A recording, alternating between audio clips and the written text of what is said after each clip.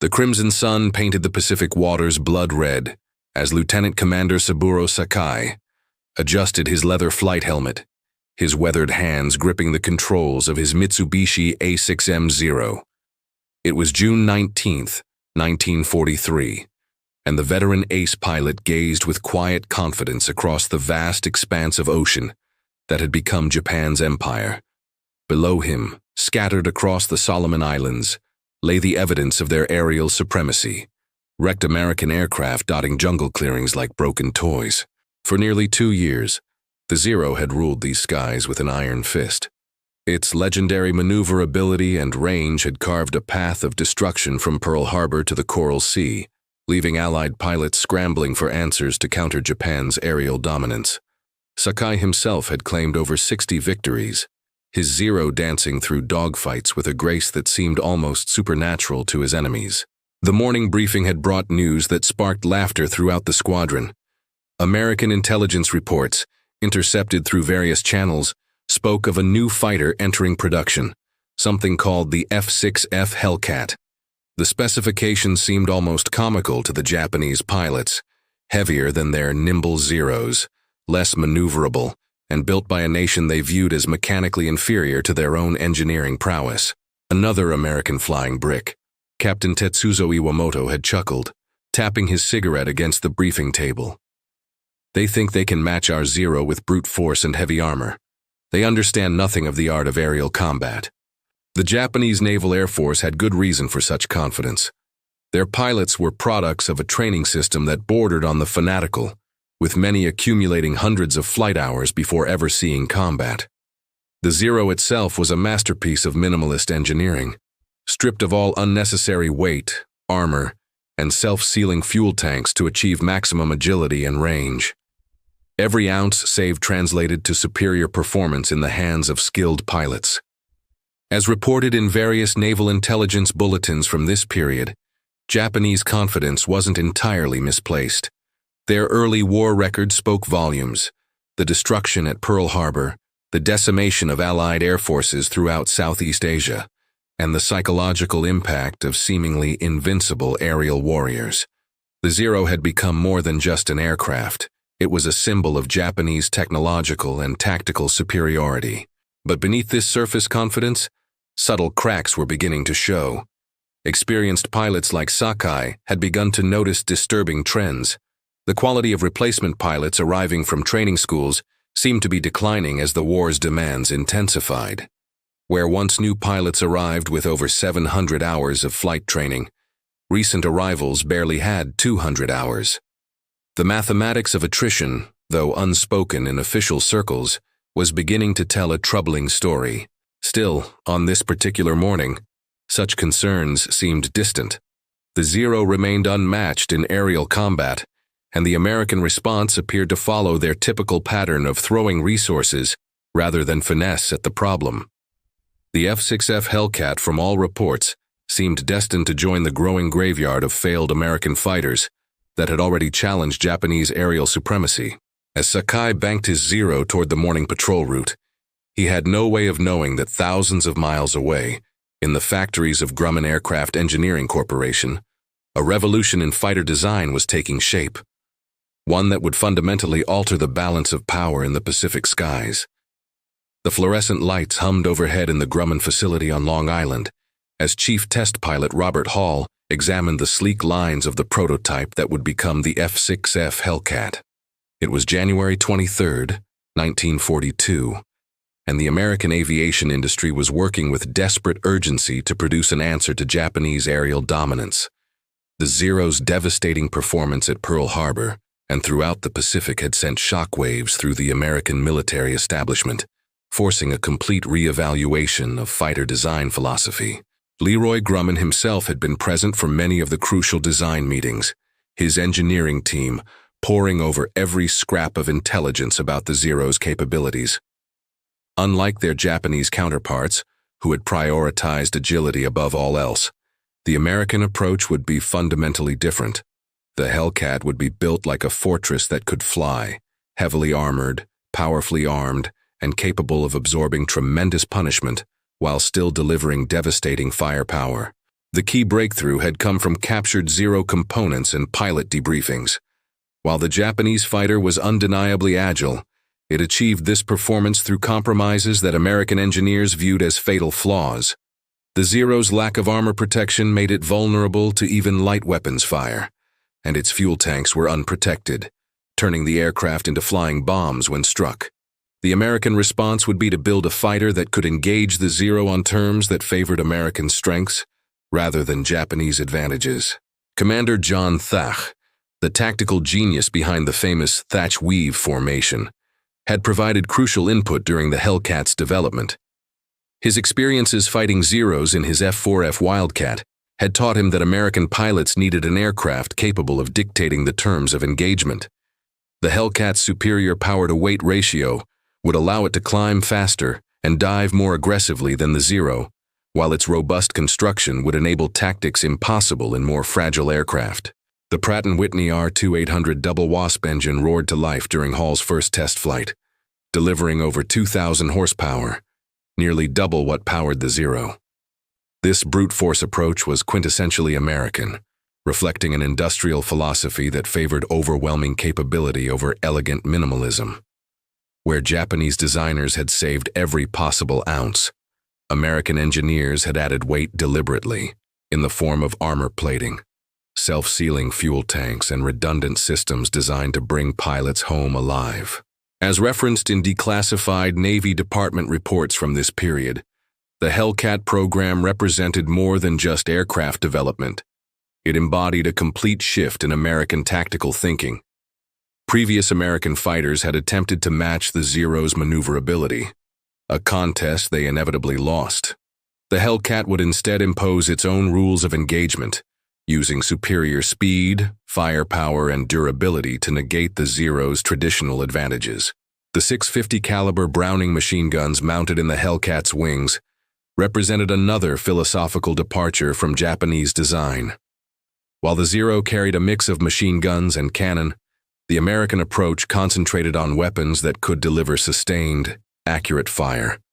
The psychological effect of 6 heavy machine guns opening fire simultaneously would prove as important as their destructive capability, often causing experienced Japanese pilots to break off attacks prematurely.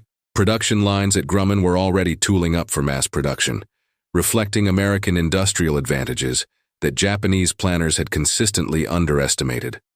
Where Japan struggled to replace losses with increasingly inexperienced pilots flying irreplaceable aircraft, American factories were preparing to flood the Pacific with both planes and properly trained aviators. The Hellcat would become the spearhead of this industrial avalanche.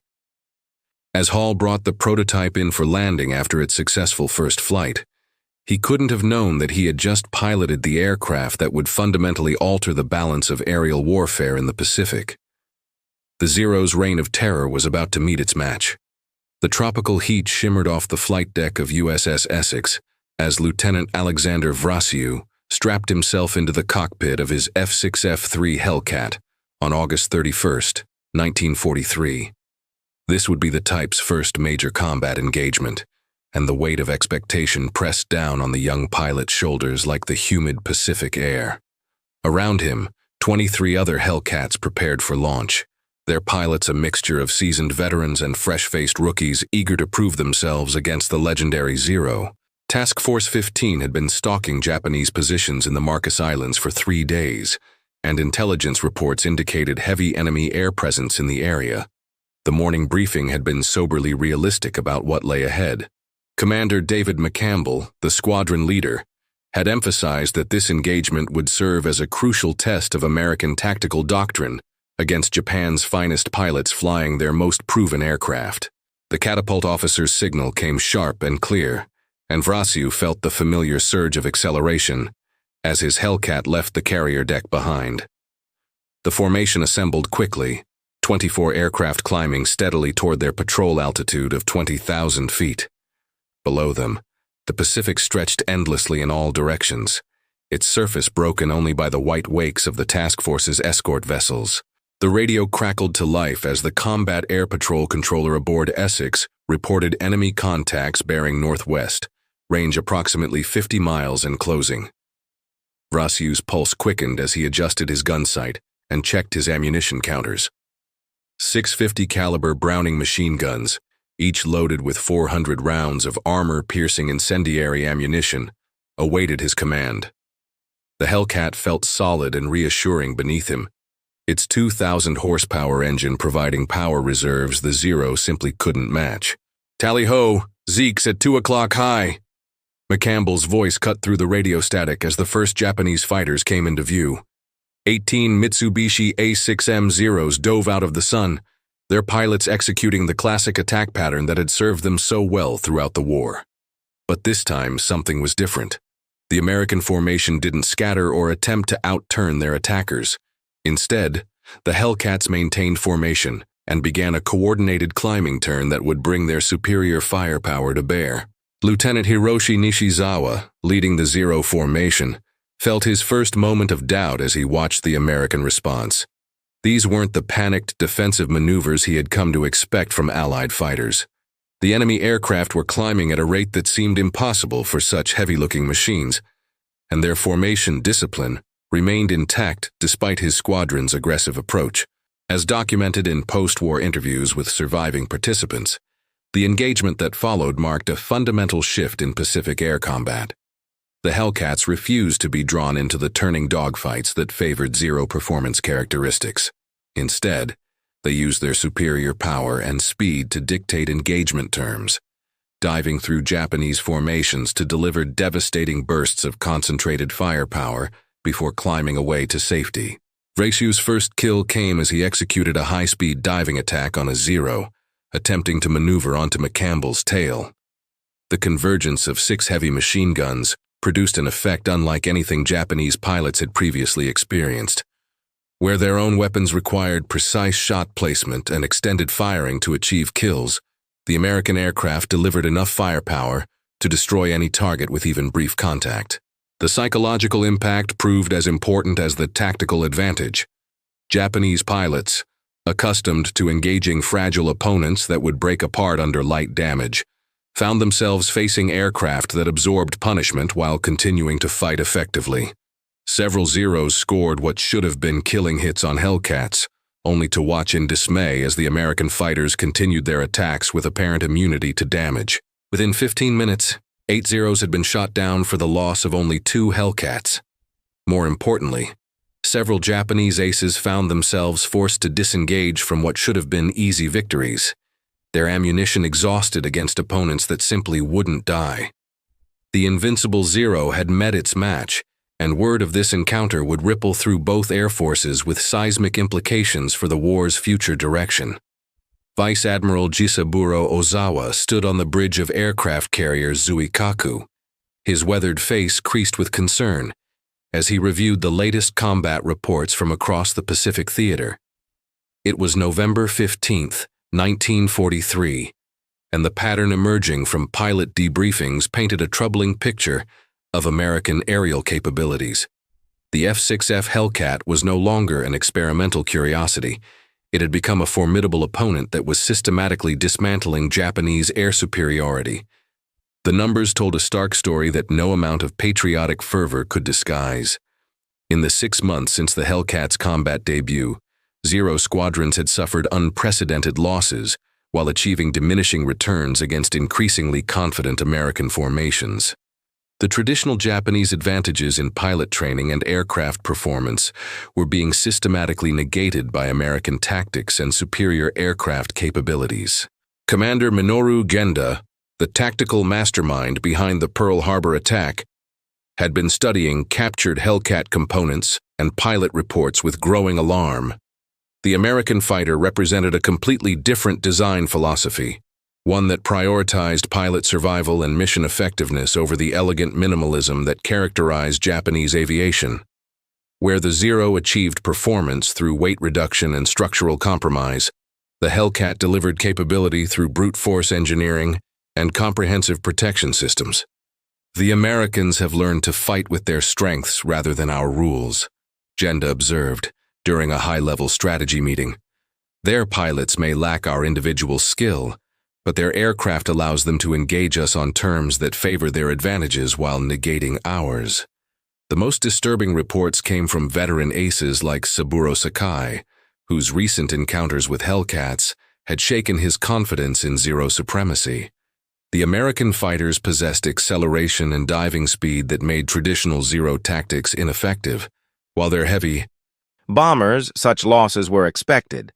But these fighters had been destroyed by the despised P-47 Thunderbolts, aircraft the German pilots had dismissed as harmless.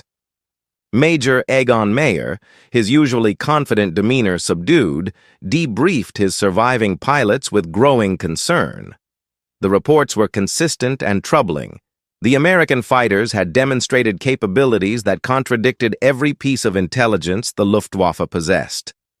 The Thunderbolts had matched their climbing rate above 20,000 feet, outrun their fastest fighters in level flight, and most disturbingly, absorbed damage that should have been fatal.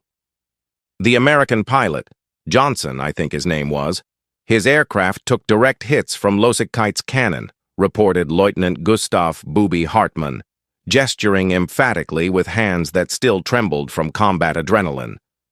We saw the shells explode against his engine. His wing was full of holes, but the machine kept flying, kept fighting. It's not natural. Oberst Adolf Galland, the legendary general of fighters, had flown from Berlin to personally assess the situation. At 31, Galland was already a living legend with over 90 confirmed victories, but the reports from Saint-Omer troubled him deeply. The Reich's fighter force was stretched thin across multiple fronts, and they could not afford to underestimate a new enemy capability. As documented in captured Luftwaffe intelligence reports from the German Federal Archives, the initial assessment of the P-47 had been based on incomplete information and wishful thinking. German intelligence had focused on the aircraft's weight and apparent clumsiness during takeoff and landing, missing the sophisticated engineering that made it formidable at combat altitudes. The turbo-supercharger system, virtually unknown to German engineers, gave the Thunderbolt performance characteristics that seemed to defy physics. The psychological impact was even more significant than the tactical surprise. For nearly 4 years, Luftwaffe pilots had enjoyed technological superiority over their opponents. British Spitfires and Hurricanes were worthy adversaries, but German pilots understood their capabilities and limitations. Russian fighters were numerous but generally inferior in quality. The Americans had arrived with the P-39 Era Cobra and P-40 Warhawk, both aircraft that German pilots had found wanting. Now, suddenly, the Americans had produced a fighter that could climb with a Messerschmitt, dive faster than a Focke-Wulf, and absorb punishment that would destroy any German aircraft. Worse still, its firepower was devastating. The 850 caliber machine guns could destroy a fighter with a single burst, and their armor-piercing ammunition could penetrate any protection the Luftwaffe could provide. Colonel Günther Lützow, commanding Jagdgeschwader 3, had witnessed the combat from a distance while leading his own formation against a separate bomber stream. Through binoculars, he had watched the American fighters carve through the attacking Messerschmitts with methodical precision. They fought like veterans, he would later write in his personal diary, not with the desperate courage of beginners, but with the calculated aggression of experienced killers. The implications were staggering. If the Americans could produce such aircraft in quantity, and intelligence reports suggested they were manufacturing thousands of fighters monthly, the Luftwaffe's qualitative advantage would evaporate. German industry, despite heroic efforts, could not match American production capacity. The Reich needed its experienced pilots to survive, to train new pilots, to maintain the expertise that had dominated European skies. But the Thunderbolt's 8 machine guns made survival increasingly difficult. Unlike the relatively light armament of earlier Allied fighters, the P-47 could destroy any German aircraft with a single, well-placed burst. Pilots who had survived dozens of combats against Spitfires might not live through their first encounter with a Thunderbolt. Galland ordered immediate changes to fighter tactics. German pilots would no longer engage American fighters in turning combat, where the Thunderbolt's massive firepower could be brought to bear. Instead, they would use hit-and-run tactics, quick diving attacks followed by immediate withdrawal to altitude.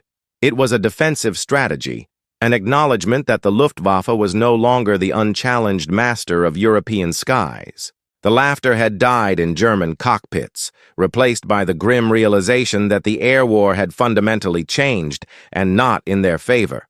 By June 19, 1943, the reputation of the Republic P-47 Thunderbolt had spread throughout the Luftwaffe like wildfire through a wheat field. Hauptmann Johannes Steinhoff, the same pilot who had mocked the American fighter just 3 months earlier, now briefed his pilots at Jagdgeschwader 26 with the soberness of a man who had looked death in the face and found it wearing American wings. The Thunderbolt groups had multiplied across English airfields like a mechanical plague. The 56th Fighter Group had been joined by the 78th, the 35th, and the 53rd, each equipped with 75 of the massive fighters. American production, as predicted by German intelligence analysts, had reached staggering levels. Republic Aviation was delivering over 300 Thunderbolts monthly, while simultaneously expanding production facilities across the northeastern United States. Lieutenant Colonel Francis Gabreski, now leading the 61st Fighter Squadron, had become a name whispered in Luftwaffe ready rooms with the same respect once reserved for German aces. His personal score had climbed to 15 confirmed victories, each one a masterclass in using the Thunderbolt's unique capabilities. Unlike the German aces who relied on individual skill and aircraft superiority, Gabreski had developed tactics that maximized his fighter's strengths while minimizing its weaknesses. The Gabby formula, as it became known among American pilots, was deceptively simple. Maintain altitude advantage, use speed to dictate engagement terms, and never attempt to outturn a German fighter.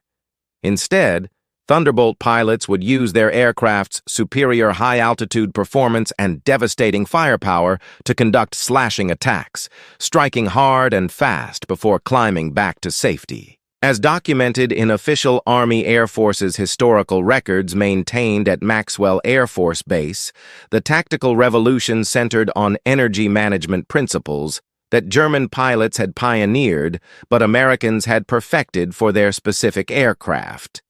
The Thunderbolt's massive weight, once considered a fatal flaw, became an asset in high-speed dives where momentum translated directly into tactical advantage. Oberst Egon Meyer, now commanding Jagdgeschwader 2, had lost 37 pilots to Thunderbolts since March, nearly half his experienced combat strength. The mathematics were brutal and unforgiving. Each German pilot represented months of training and years of accumulated combat experience, irreplaceable resources in a war economy stretched beyond its limits. Each American pilot, while individually less experienced, was backed by an industrial capacity that could replace both pilot and aircraft faster than the Luftwaffe could destroy them. The psychological warfare was equally devastating.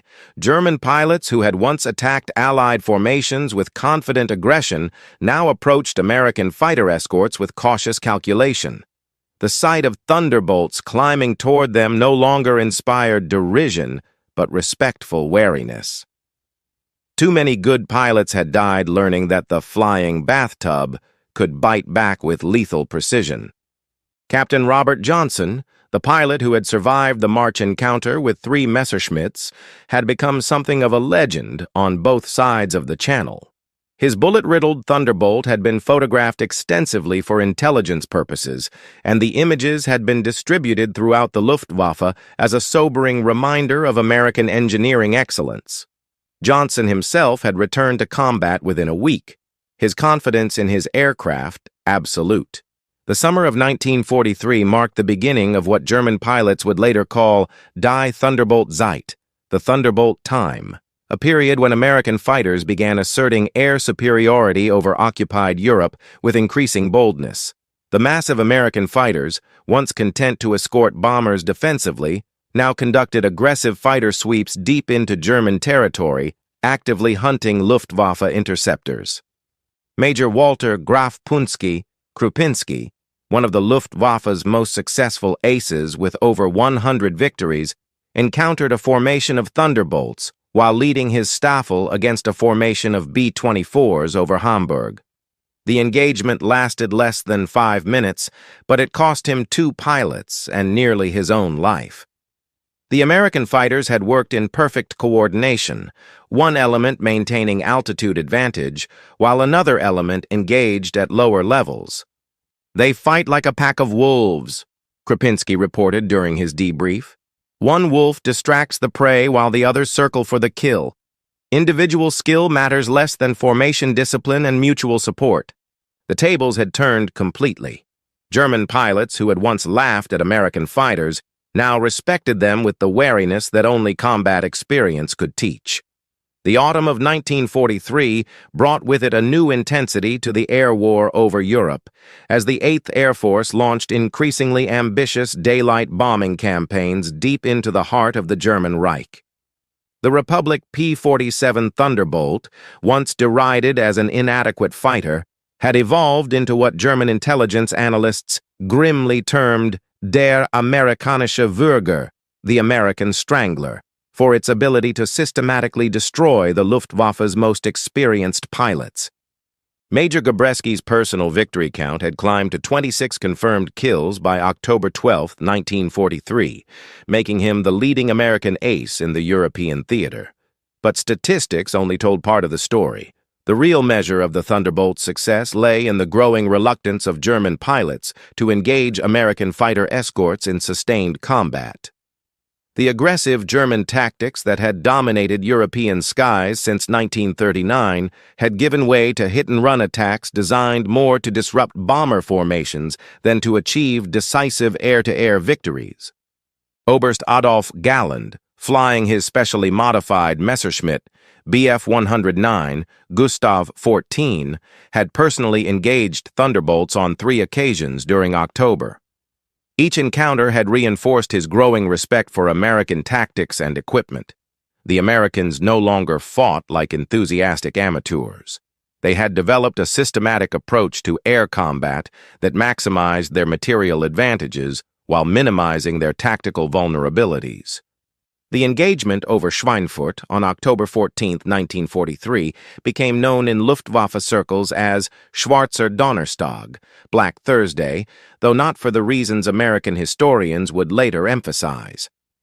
While the 8th Air Force lost 60 B-17s and 600 crewmen during the mission, the Luftwaffe lost something potentially more valuable: 38 experienced fighter pilots, including 7 aces with more than 20 victories each. As documented in recently declassified German Air Ministry records from the Bundesarchiv Militärarchiv, the loss rate among Luftwaffe pilots had reached unsustainable levels.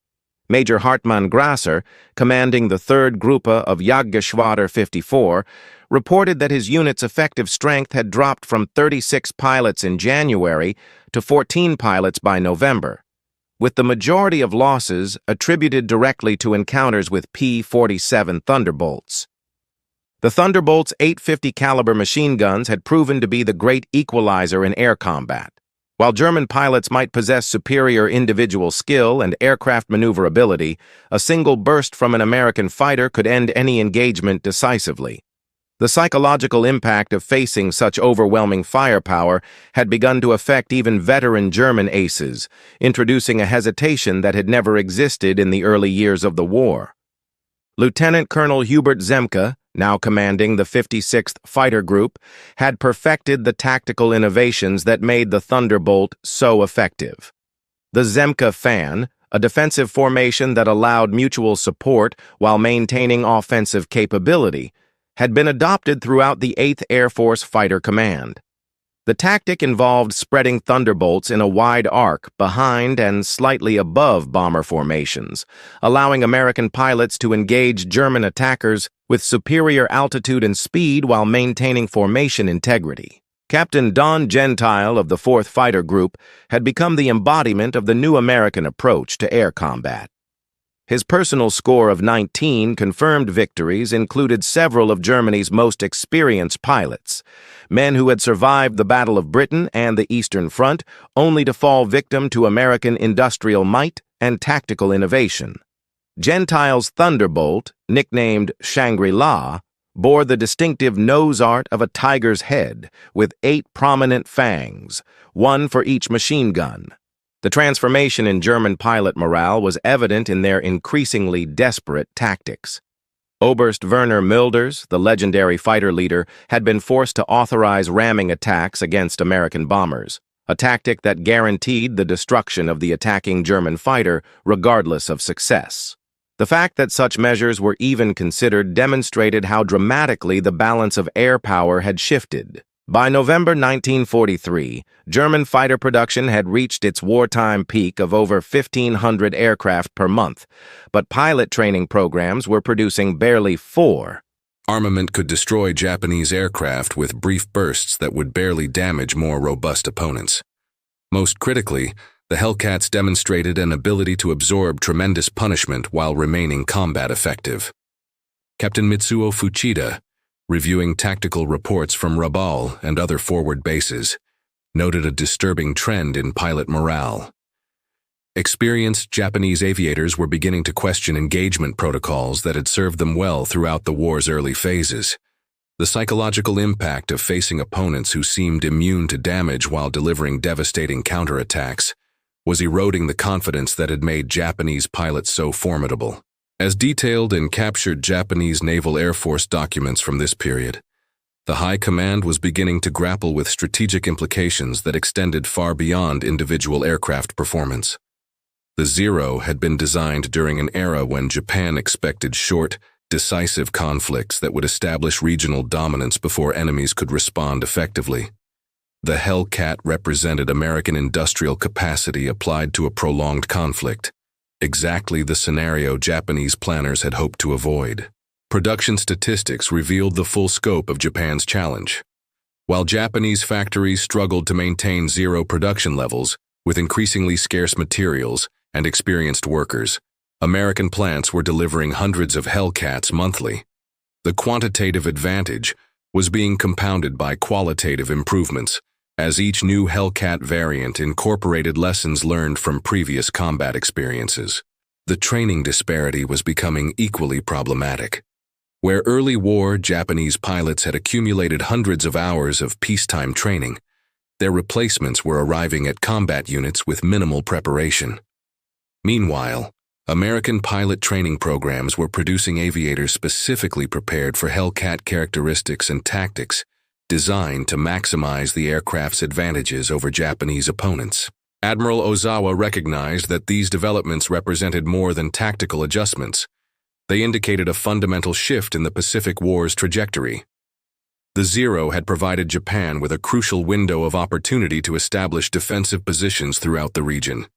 That window was rapidly closing, as American industrial capacity and tactical adaptation began to assert their influence on combat outcomes. The implications extended beyond mere aircraft performance comparisons. Japanese strategic planning had assumed continued air superiority would allow island garrisons to hold key positions indefinitely. With that assumption increasingly questionable, the entire defensive strategy required re-evaluation. The Hellcat wasn't just challenging the Zero, it was undermining Japan's entire Pacific War strategy. The pre-dawn darkness of June 19, 1944, was shattered by the roar of aircraft engines as Task Force 58 prepared for what would become the largest carrier battle in naval history. Lieutenant David McCampbell stood beside his F6F Hellcat on the deck of USS Essex, watching as hundreds of American fighters prepared for launch. The Japanese mobile fleet was approaching the Marianas Islands with over 400 aircraft, setting the stage for a confrontation that would determine the war's future direction in the Pacific. Admiral Raymond Spruance had positioned his forces with characteristic tactical precision, deploying 15 fleet carriers and nearly 900 aircraft against Vice Admiral Jisaburo Ozawa's 9 carriers and their complement of fighters and bombers. But the numerical comparison told only part of the story. The quality gap between opposing forces had grown dramatically since the war's early days, with American pilots flying superior aircraft, while their Japanese counterparts struggled with inexperienced air crews and aging equipment. The first Japanese attack wave launched at dawn, with over 60 Zeros leading a mixed formation of dive bombers and torpedo planes toward the American fleet. These pilots, many with fewer than 100 hours of total flight time, faced an opponent that had been systematically perfecting anti-Zero tactics for over a year. The Hellcats rose to meet them with confidence born of technological superiority and hard-won tactical experience.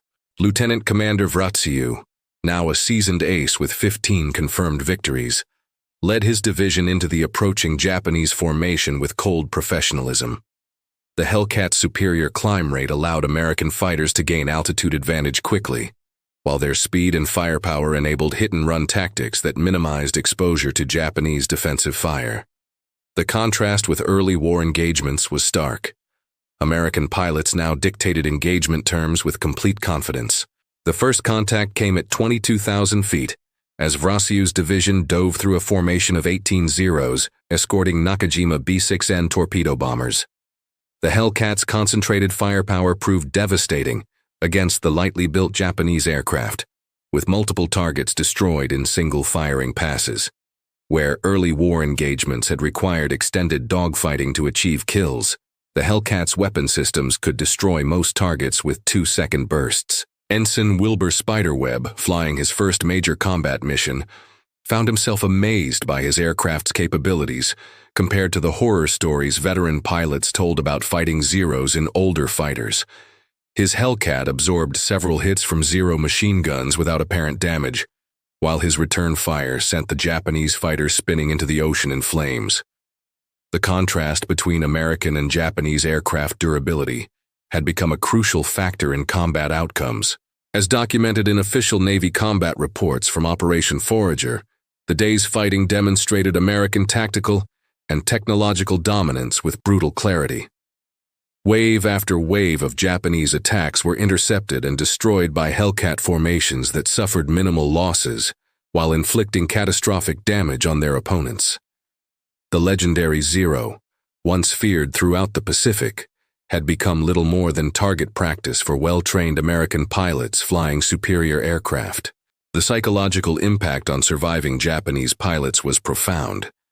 Captain Tameichi Hara, leading one of the few Zero formations to survive the initial interceptions, reported later that American fighters seemed to appear from nowhere with unlimited ammunition and impregnable armor.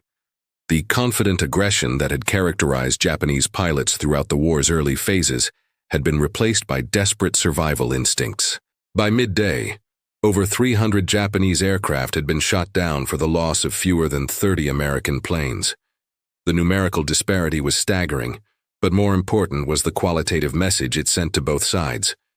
Japanese naval aviation had suffered a defeat so comprehensive that recovery seemed impossible, while American confidence in their aircraft and tactics reached new heights.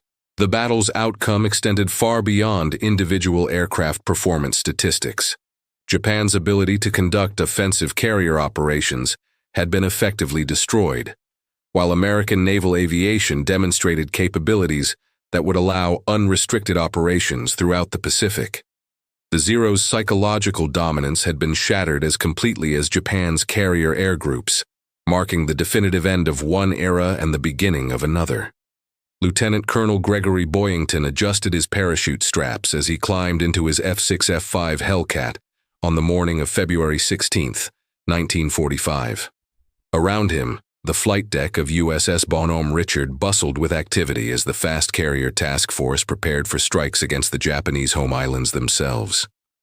The war that had begun with Japanese aircraft ranging freely across the Pacific was now bringing American fighters to the very doorstep of the rising sun. The contrast with earlier campaigns could not have been more stark.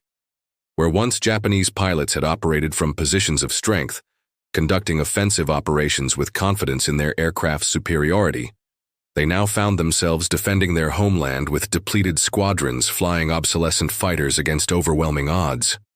The F6F Hellcat had become the symbol of American aerial dominance, with over 12,000 examples rolling off production lines to equip a naval aviation force that operated with complete impunity throughout the Pacific. Intelligence reports painted a grim picture of Japanese defensive capabilities. Fuel shortages had reduced pilot training to minimal levels, with many defenders having fewer than 50 hours of flight time before entering combat. Aircraft production had shifted to desperate expedients, including increasing numbers of kamikaze-configured planes that represented Japan's acknowledgement that conventional aerial combat was no longer viable against American technological and numerical superiority. Captain Saburo Sakai, one of Japan's greatest aces, sat in his battle-scarred Zero at Atsugi Airfield, contemplating the impossible odds facing his rapidly diminishing squadron. The aircraft that had once carried him to victory after victory throughout the Pacific now felt like a relic from another war entirely. Its light armament and fragile construction, once acceptable trade-offs for superior maneuverability, had become fatal liabilities against opponents who could absorb tremendous damage while delivering devastating counterattacks. The morning's mission briefing had been soberly realistic about their prospects. American carrier formations approaching the Japanese coast possessed air groups larger than Japan's entire remaining fighter strength. The F6F Hellcat had evolved through multiple variants, each incorporating lessons learned from previous combat experiences, while Japanese aircraft development had stagnated due to resource shortages and industrial disruption from American bombing campaigns.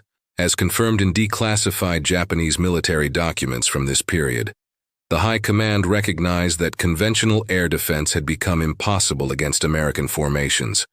The decision to emphasize kamikaze tactics represented not just tactical desperation, but acknowledgement that Japanese aircraft could no longer compete effectively in normal combat circumstances. The Zero, once the master of Pacific skies, had been relegated to one-way missions against targets of opportunity. The first American strikes arrived over Tokyo Bay, with formations so large they darkened the sky. Over 300 Hellcats provided escort for bomber formations that operated with complete confidence in their fighter protection. The few Japanese interceptors that managed to engage found themselves overwhelmed by opponents possessing every advantage: superior numbers, better aircraft performance, more experienced pilots, and unlimited ammunition and fuel supplies.